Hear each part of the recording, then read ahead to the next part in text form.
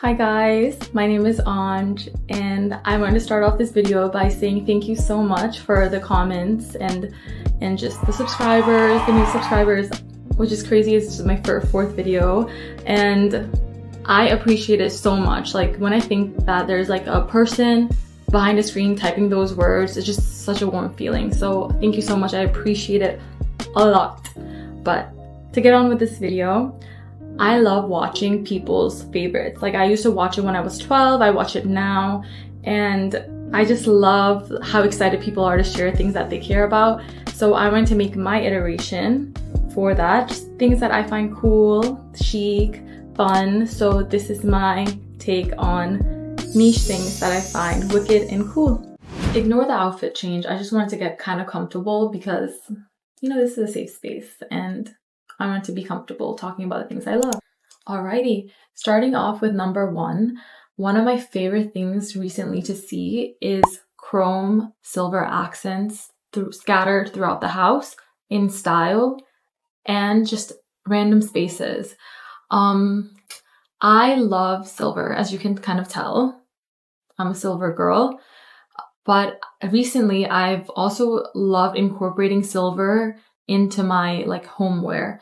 I saw one Architectural Digest video and I can't find it anymore because it wasn't American. It was, I think, either Tehran or like Turkish or something. But this woman had a beautiful kitchen and it was just very brutalist elements like that, like very silver, like countertops and silver everything. Although sometimes it may give like a hospital like feel, but if you add other elements like colors and art and a lot of plants, and there's a lot of warm light in your home, I think it's just so gorgeous. I think that's how I would design my future home. And yeah, I am just like imagining myself in that space. It's so beautiful. I love it. Number two, I've been telling myself for the past, I think, 2 to 3 years that, and I've added this on my vision board and everything, that I'm going to start Ikebana. It hasn't happened, although I think 2025 is the year that I will start, but I absolutely love a great flower arrangement. I think people who do flower arrangements are also so creative, and this year I will start it, but I don't want to half-ass it. I want to really learn it. I want to research it. I want to respect the culture behind it, but I will do it. And you guys can hold me accountable because you'll see me vlog it if I do it. I think there's something so beautiful and grounding about just arranging them, and the art that goes behind it, the knowledge that Ikebana holds is just so amazing, and I want that in my armoire of skills. And as someone who is chronically online, I need to slow down and just really take myself out of the digital world, and I think Ikebana is a great way to do that. So if you're looking for a hobby, I think Ikebanas are a great way to just do something that's not too expensive. It can be quite time consuming because there's a lot of research and stuff that goes behind it, but I think it's so valuable. It's beautiful to look at, and to have that in your home, amazing. And some of the things like Ikebanas that I really, really love are the ones that are super monochromatic and minimal.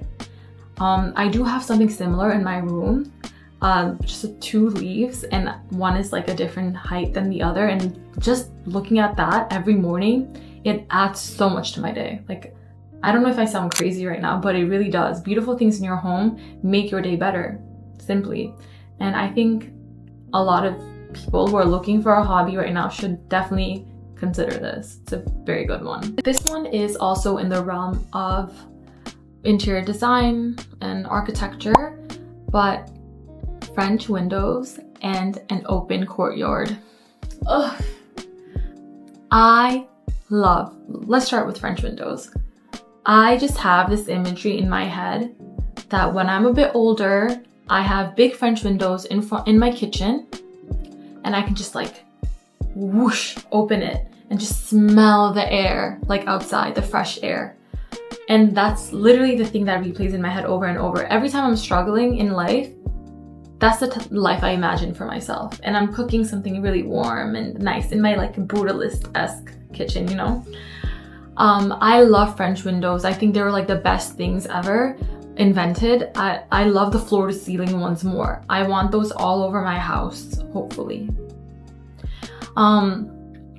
Apparently I did some research on French windows, and apparently they weren't really French windows. They're Italian, part of the Italian Renaissance period. But when, you know, France colonized around, they did their little thing, they started being called French windows. They're beautiful. They're made of also like iron and wood, which is perfect because I can add elements of silver in them if I want to. And you know, I'm open to change. Like I might change my mind. The next year I might like a completely different structure. Number 4, a signature scent. This is like a very online TikTok thing. I think a lot of people crave a signature smell because it's just it's amazing to feel like you smell really good and you don't smell like anyone else. I think like it's a good feeling. Like I'm different, you know? And I have very tasteful women in my life, and they all have a very good signature smell, and I've kind of like found mine, but it's just so expensive. It is one of the best smells I've ever smelled on myself. It just works with my chemistry, I think. It is Portrait of a Lady by Frederic Malle. It is floral. It has very rose accents, but it's not too overpowering floral. It's like, it's a smell I think you can expect if you go to an art orchestra or an opera. Like it's a very refined lady smell.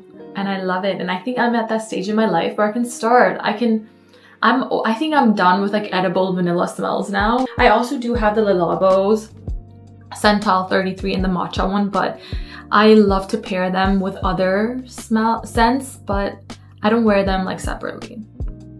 But if you're looking for a signature smell, look into Portrait of a Lady. I think you guys might really like it.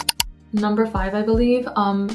This one is more for people who like making art, or you guys are content creators, artists of any sort. I love Wes Anderson films. Like I love Wes Anderson films so much. They're so beautiful. The visual imagery is so distinct and so captivating, literally from the start. And as someone who was a victim of beige and boring, I love color in my life now. And so that is literally what I'm aiming for with my videos as well. I want you to feel like you're in a Wes Anderson film. Just colors and visual imageries that just captivate you from the start to finish.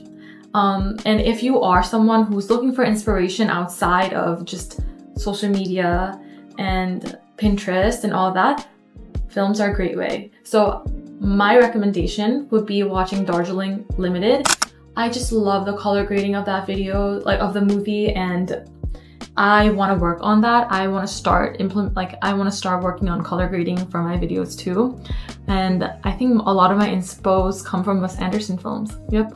All right, so now for the last thing, and I don't think this is super niche, and I'm glad it's not super niche, but this is in the realm of personal style and fashion.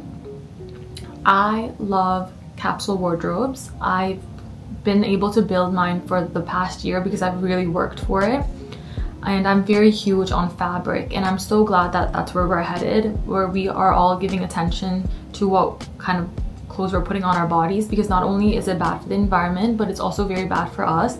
But in the past year I've just been experimenting, most likely failing, but I have been able to hone down things and elements in clothes that I really value and I love, and it's so much fun. I think this is one of my favorite things to do. Like it's literally a hobby, and I love when my friends or anyone asks me for advice about styling. It's actually my love language.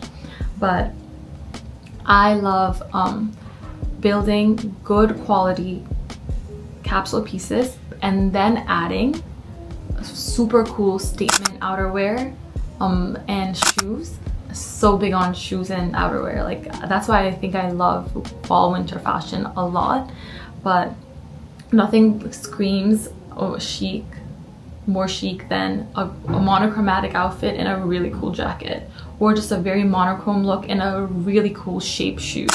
I love a funky shape shoe. I'm into all the eclectic shoes. I love tabbies. And by the way, tabbies are not niche, I know, but tabbies are so orthopedic and comfortable. I think you should not look down on tabbies. They're so comfortable. I'm a kitten heel girl. I personally can't do like really huge heels, but I will do like the Giuseppe, like the big ones that like tie around. I think they're so beautiful. I want to add that to my collection. And in terms of personal style, I love like jewelry, really good quality pieces above clothes. I wear my rings and above my gloves. I wear bracelets and bangles above my sweaters and shirts, and I think it adds such an element of like pizzazz. Other things I love is like if you're wearing like a plain outfit, a very cool pair of sunglasses. I'm also big on colors, adding pops of colors into my outfit, but the rest of my outfit does have to be pretty monochromatic, and then I add that like one funky electric blue, you know. Or I'm into like super like toned down neutrals, but like a very cool shape, like the waist is very cinched, or like the shoulders are very boxy, or it has like cool studs or something. Recently I've been like banning myself from online shopping, so I've been able to kind of shop around, and I live in New York, so you know, like I have access to really cool stores. And I went to this store, it's pretty new, it's called Ebrio, and it's for coats, and it sources like vintage coats, and I found one. It was so spectacular. I'll post it right here. Although it wasn't a great fit, I think about this all the time.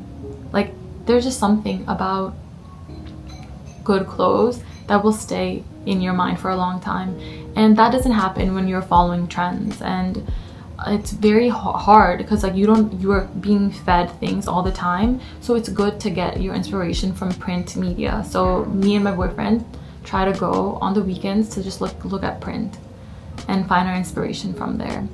And yeah, it's a really fun process, and I enjoy like everything about it. So if you guys ever want me to make a video on that, I would love to. All right, that's all I have for today. So thank you so much for watching. I do want to make these videos more on my channel because I love just talking about things, but I also do want to like sit on the things I love, because I don't want it to be like such a fast turnover rate. Like I want to sit on things I love for over time and share them, because then that's more genuine and real to me and representative of who I am. So you can expect these videos from me a lot more. And again, thank you so much for watching, and I will see you so soon.